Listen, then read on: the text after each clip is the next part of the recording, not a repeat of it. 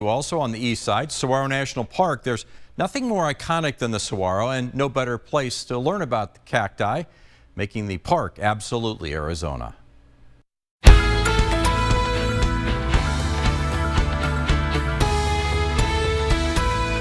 The giant saguaro, monarch of the cactus family and trademark of the Southwest. It may not always be pronounced correctly, but the saguaro is the iconic symbol of the Southwest, although the majestic saguaro has its roots in several native cultures. The Native American people going back to the Hohokam, over 800 years ago, and now the Tohono O'odham, they see this plant as part of their culture. They see this plant as resembling their ancestors that have passed on. Each spring, this remarkable cactus produces beautiful white flowers.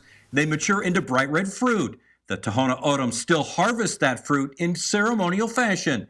This remarkable cactus comes in all shapes and sizes, from no arms to more arms than you can count. And Saguaro National Park is a mecca for seeing and learning about these enormous cacti. The park was started back in 1933, the idea of then University of Arizona President Homer Shantz. He was a little frustrated and felt like this land was going to become developed. On March 1st, 1933, President Herbert Hoover created the Saguaro National Monument. In 1994, Congress elevated it to national park status. Saguaro National Park now covers 92,000 acres on each side of Tucson, the Rincon District on the east, the Tucson Mountain District on the west.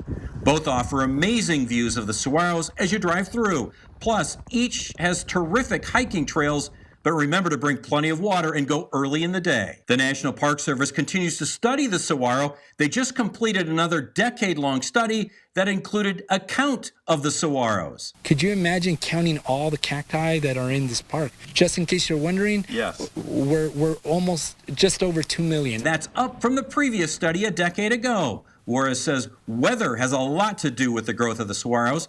A 10-year-old may only be 1.5 inches tall. Fully grown, they can reach up to 60 feet tall. On average, saguaros grow arms at around age 70 and can have as many as 25. They grow to be almost as old as 200 years. They can hold hundreds of gallons of water to use throughout the year when it's drier. Fully hydrated, a saguaro can weigh over 4,000 pounds. And did you know that its unique design allows it to self-shade from the intense summer sun?